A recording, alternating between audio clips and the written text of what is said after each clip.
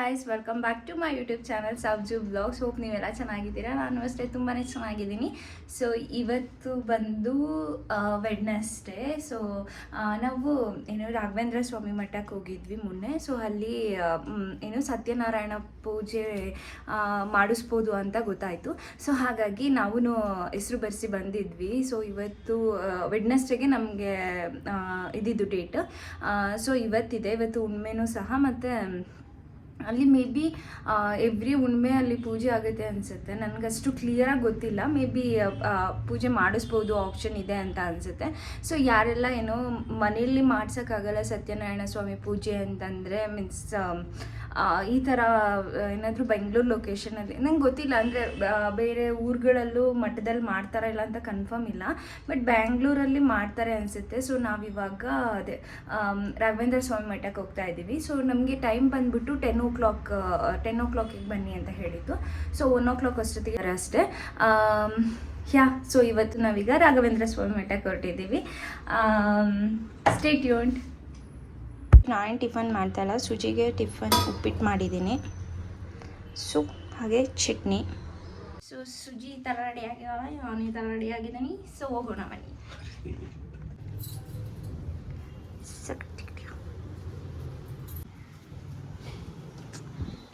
So beautiful.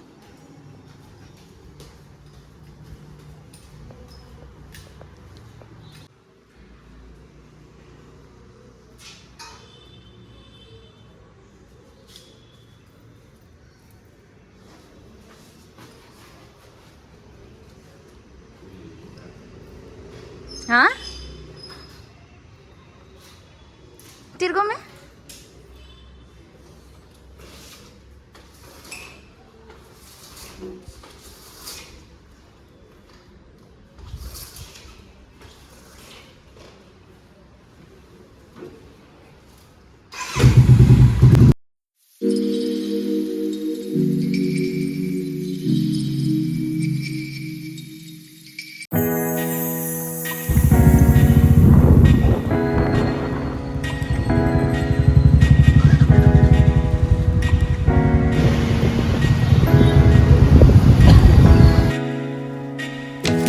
So ಈ ರಾಘವೇಂದ್ರ ಸ್ವಾಮಿ ಮಠ ಬಂದುಬಿಟ್ಟು ನಮ್ಮ ಮನೆಯಿಂದ 2 kilometers ಅಷ್ಟೇ. ನಾವು ಯಾವಾಗಾದರೂ ನೆನೆಸ್ಕೊಂಡಾಗ ಅಥವಾ ಆ ರೋಡಲ್ಲಿ ಹೋಗ್ತಾ ಇರಬೇಕಾದ್ರೆ ಯಾವಾಗಲೂ ಇಲ್ಲಿ ವಿಸಿಟ್ ಮಾಡ್ತಾ ಇರ್ತೀವಿ.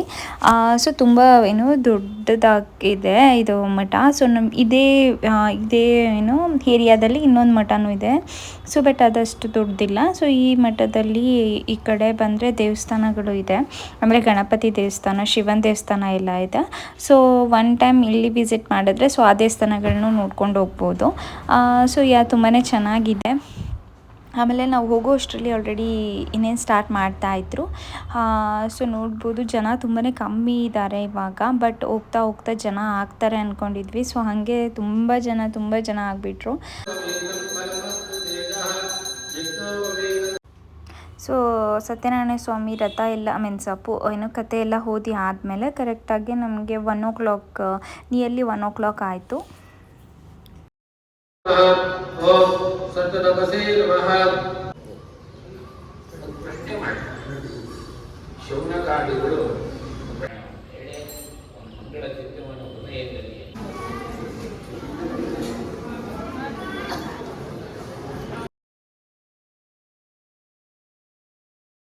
ಸೊ ಇಲ್ಲಿ ಬಂದಮೇಲೆ ಗೊತ್ತಾಯಿತು ಎವ್ರಿ ಹುಣ್ಣಿಮೆ ಇಲ್ಲಿ ಮಠದಲ್ಲಿ ಸತ್ಯನಾರಾಯಣ ಸ್ವಾಮಿ ಪೂಜೆ ಮಾಡ್ತಾರಂತೆ.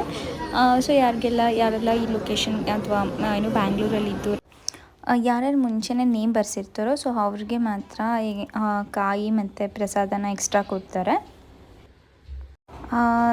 ಮತ್ತೆ ಮನೆಗೆ ಬಂದು ಸ್ವಲ್ಪ ರೆಸ್ಟ್ ಮಾಡಿ ನಮ್ಮದೇನು ಕೆಲಸ ಇತ್ತು ಅದನ್ನೆಲ್ಲ ಮುಗಿಸ್ಕೊಂಡು ಸಂಜೆ ಹಾಗೆ ಸ್ವಲ್ಪ ಸೋಫಾಸ್ ನೋಡ್ಕೊಂಬರೋಣ ಅಂತ ನಾನು ಸುಜಿ ಹೊರಟ್ವಿ.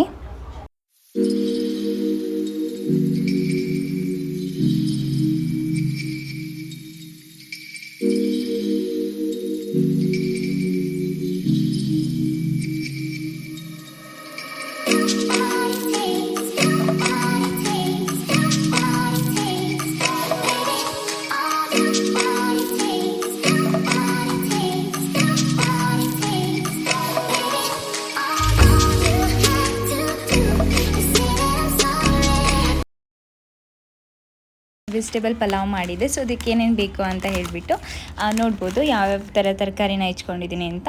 ಏನಿಲ್ಲ, ಬೀನ್ಸು ಮತ್ತು ಟೊಮೆಟೊ, ಕ್ಯಾರೆಟ್, ಕ್ಯಾಪ್ಸಿಕಮ್ಮು, ಆಲೂಗೆಡ್ಡೆ ಮತ್ತು ಬಟಾಣಿ ಮತ್ತು ಹೂಕೋಸು, ಆಮೇಲೆ ಸೋಯಾ ಚಂಕ್ಸು, ಇನ್ನೇನು ಪುದೀನ, ಕೊತ್ತಂಬರಿ ಸೊಪ್ಪು. ಸೊ ಇವಾಗ ಎಣ್ಣೆಗೆ ಸಾಸಿವೆ, ಆಮೇಲೆ ಸ್ವಲ್ಪ ಮೆಣಸು, ಇದು ಮಸಾಲೆ ಐಟಮ್ಸ್ ಏನೇನಿರುತ್ತೆ, ಚಕ್ಕೆ, ಲವಂಗ, ಏಲಕ್ಕಿ, ಸೊ ಇದನ್ನು ಆ್ಯಡ್ ಮಾಡ್ಕೋಬೇಕು. ಆಮೇಲೆ ಪಲಾವ್ ಎಲೆ,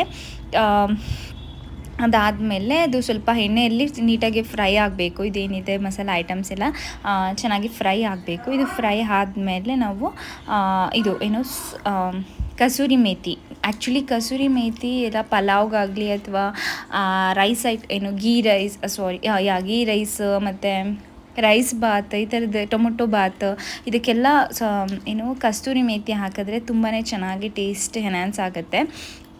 ಸೊ ಇವಾಗ ನಾನು ಕಸೂರಿ ಮೇಥಿನ ಆ್ಯಡ್ ಮಾಡ್ಕೋತಾ ಇದ್ದೀನಿ.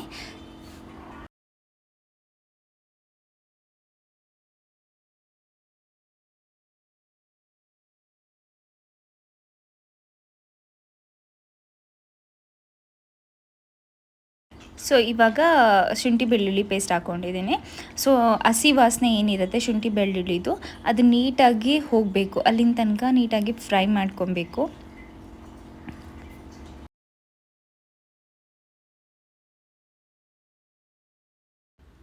ಸೊ ಇವಾಗ ಕರ್ಬೇವಿನ ಸೊಪ್ಪನ್ನ ಆ್ಯಡ್ ಮಾಡ್ಕೊತಾ ಇದ್ದೇನೆ. ಸೊ ಕರ್ಬೇವಿನ ಸೊಪ್ಪು ಅಂದರೆ ನಂಗೆ ತುಂಬಾ ಇಷ್ಟ. ಸೊ ಹಾಗಾಗಿ ಸ್ವಲ್ಪ ಜಾಸ್ತಿನೇ ಹಾಕ್ಕೊತೀನಿ ನಾನು ಮಾಡೋ ಅಡುಗೆಲೆಲ್ಲ. ಸೊ ಕರ್ಬೇವಿನ ಸೊಪ್ಪು ಹಾಕೊಂಡ್ಮೇಲೆ ಈರುಳ್ಳಿ ಹಾಕ್ತಾಯಿದ್ದೀನಿ. ಈರುಳ್ಳಿ ಹಾಕ್ಕೊಂಡ್ಬಿಟ್ಟು ಸ್ವಲ್ಪ ಮಿಕ್ಸ್ ಮಾಡಬೇಕು. ಅದು ಈರುಳ್ಳಿ ಸ್ವಲ್ಪ ಮೆತ್ತಗೆ ಹಾಕಬೇಕು, ಅಲ್ಲಿ ತನಕ ಅಂದರೆ ಫ್ರೈ ಆಗಬೇಕು, ಸ್ವಲ್ಪ ಫ್ರೈ ಆಗಬೇಕು. ಸೊ ಹಾಗಾಗಿ ಈರುಳ್ಳಿನ ಚೆನ್ನಾಗಿ ಫ್ರೈ ಮಾಡ್ಕೊತಾ ಇದ್ದೀನಿ. ಅದಾದಮೇಲೆ ನಾನು ಟೊಮೆಟೊನ ಆ್ಯಡ್ ಮಾಡ್ತೀನಿ. ಸೊ ಟೊಮೆಟೊನ ಆ್ಯಡ್ ಆದಮೇಲೆ ಆ್ಯಕ್ಚುಲಿ ಟೊಮೊಟೊ ಬೇಗ ಬೇಯುತ್ತೆ, ಸ್ವಲ್ಪ ಬೇಗ ಸಾಫ್ಟ್ ಆಗುತ್ತೆ. ಬೇಕಂದರೆ ಉಪ್ಪು ಹಾಕಿನೂ ಹುರ್ಕೊಂಡ್ರೂ ಬೇಗ ಸಾಫ್ಟ್ ಆಗುತ್ತೆ, ಬಟ್ ಹಂಗೇ ಹುರ್ಕೊತೀನಿ ಅಂದರೂ ಟೊಮೆಟೊ ಬೇಗ ಸಾಫ್ಟ್ ಆಗುತ್ತೆ. ಸೊ ಇವಾಗ ನೀಟಾಗಿ ಫ್ರೈ ಮಾಡ್ಕೋತಾ ಇದ್ದೀನಿ. ಸೊ ಇದೆಲ್ಲ ಆದಮೇಲೆ ಈಗ ಏನೇನು ತರಕಾರಿಗಳು ನಾನು ಹೇಳಿದೆ, ಸೊ ಏನಾದರೂ ಇರ್ಬೋದು, ಯಾವ್ಯಾವ ತರಕಾರಿ ಇರುತ್ತೆ, ಚೊಟ್ಟಾಗಿರ್ಬೋದು ಅಥವಾ ಕ್ಯಾರೆಟ್, ಕ್ಯಾಪ್ಸಿಕಮ್ಮು ಮತ್ತು ಏನೇನು ತರಕಾರಿ ಇರುತ್ತೋ ಎಲ್ಲ ಥರದ ತರಕಾರಿನ ಆ್ಯಡ್ ಮಾಡ್ಕೊಂಡು. ಸೊ ನಮ್ಮ ಮನೆಯಲ್ಲಿ ಇಷ್ಟು ತರಕಾರಿಗಳು ಇತ್ತು, ಸೊ ಹಾಗಾಗಿ ನಾನು ಅದನ್ನು ಹಾಕ್ತಾಯಿದ್ದೀನಿ. ಸೊ ಇವಾಗ ಖಾರದ ಪುಡಿ ಆ್ಯಡ್ ಮಾಡ್ತಾಯಿದ್ದೀನಿ. ಖಾರದ ಪುಡಿ ಆ್ಯಡ್ ಆದಮೇಲೆ ಸೊ ನಾನು ಇವಾಗೇನು ಕಾಯಿ ಆ ಥರ ಏನೂ ರುಬ್ಬಿ ಹಾಕಲ್ಲ ಪಲಾವ್ಗೆ. ಸೊ ಯಾವಾಗಲೂ ಇದೇ ಥರನೇ ಮಾಡೋದು. ಇನ್ನೊಂದು ಟಿಪ್ ಏನಂದರೆ, ಚಕ್ಕೆನ ಹಾಗೆ ಹಾಕೋದಕ್ಕಿಂತ ಸ್ವಲ್ಪ ಹುರಿದ್ಬಿಟ್ಟು ನೀಟಾಗಿ ಪುಡಿ ಮಾಡಿ ಹಾಕಿದ್ರೆ ಮೀನ್ಸ್ ಒಗ್ಗರಣೆಗೆ ಇನ್ನೂ ಚೆನ್ನಾಗಿರುತ್ತೆ ಆ್ಯಕ್ಚುಲಿ. ಸೊ ನಾನಿವಾಗ ಆ ಥರ ಪುಡಿ ಮಾಡಿ ಏನು ಹಾಕಲಿಲ್ಲ, ಡೈರೆಕ್ಟಾಗಿ ಆ್ಯಡ್ ಮಾಡಿದ್ದೀನಿ. ಸೊ ಯಾರಾದರೂ ಇನ್ನೂ ಸ್ವಲ್ಪ ಟೇಸ್ಟ್ ಚೆನ್ನಾಗಿ ಬೇಕು ಅಂತಂದರೆ ಚಕ್ಕೆನ ಹುರಿದ್ಬಿಟ್ಟು ಸ್ವಲ್ಪ ಫುಲ್ ಕಪ್ಪಾಗಬಾರ್ದು, ಸ್ವಲ್ಪ ಮೀಡಿಯಮಾಗಿ ಹುರಿದ್ಬಿಟ್ಟು ಪುಡಿ ಮಾಡಿ ಹಾಕಿ. ಸೊ ಇವಾಗ ನಾನು ಗರಂ ಮಸಾಲ ಪೌಡರ್ನೂ ಹಾಕಿದೆ. ನೀವು ಎಷ್ಟು ರೈಸ್ ತೊಗೊತೀರೋ ಅದು ಪುಡಿ ಎಷ್ಟು ಹಾಕಬೇಕಂತ ಗೊತ್ತಾಗುತ್ತೆ. ಸೊ ಆ ಲೆವೆಲ್ಗೆ ಪುಡಿ ಹಾಕ್ಕೊಳ್ಳಿ. ಸೊ ಇಲ್ಲಿ ಸೋಯಾ ಚಂಕ್ಸ್ನ ನೀಟಾಗಿ ಹಾಟ್ ವಾಟರೆಲ್ಲ ಹಾಕಿ ಮತ್ತು ನೀರನ್ನೆಲ್ಲ ತೆಗೆದುಬಿಟ್ಟು ಇಟ್ಟಿದ್ದೀನಿ. ಸೊ ಇವಾಗ ಎಲ್ಲ ಥರದ ತರಕಾರಿನೂ ಆ್ಯಡ್ ಮಾಡಿಬಿಟ್ಟು ನೀಟಾಗಿ ಅದು ಮಸಾಲೆ ಪೌಡ್ರೆಲ್ಲ ಹತ್ಕೊಳ್ಳೋ ಥರ ನೀಟಾಗಿ ಕಲಿಸ್ದೆ. ಸೊ ಇವಾಗ ಈ ಲೋಟದಲ್ಲಿ ನಾನು ಇವಾಗ ಇಬ್ಬರಿಗೆ ಆಗೋಷ್ಟು ಮಾಡ್ತಾ ಇರೋದು. ಸೊ ಆ ಗ್ಲಾಸಲ್ಲಿ 2.5 ರೈಸ್ ತೊಗೊತೀನಿ ಅಂದರೆ ಈ ಗ್ಲಾಸಲ್ಲಿ 1 ಗ್ಲಾಸ್ ಮತ್ತು 1.5 ಗ್ಲಾಸ್ ವಾಟರ್ ಹಾಕಿದ್ರೆ ಸಾಕು. ಸೊ ಇವಾಗ ಲಾಸ್ಟ್ ನೀರು ಹಾಕಾದ್ಮೇಲೆ ಸೋಯಾ ಚಂಕ್ಸ್ನ ಮತ್ತು ಕೊತ್ತಂಬರಿ ಸೊಪ್ಪು, ಪುದೀನ ಸೊಪ್ಪನ್ನ ಲಾಸ್ಟಲ್ಲಿ ಆ್ಯಡ್ ಮಾಡ್ಕೋತೀನಿ. ಸೊ ಇವಾಗ ಸೋಯಾ ಚಂಕ್ಸ್ನ ಆ್ಯಡ್ ಮಾಡ್ತಾಯಿದ್ದೀನಿ. ರೈಸ್ ಹಾಕಬೇಕು. ರೈಸ್ ಹಾಕಿ ಸಾಲ್ಟ್ನ ಆ್ಯಡ್ ಮಾಡಿ ಲಿಡ್ ಕ್ಲೋಸ್ ಮಾಡಿ 3 ವಿಷಲ್ ಹಾಕಿದ್ರೆ ಸಾಕು, ಪಲಾವ್ ರೆಡಿ ಆಗುತ್ತೆ.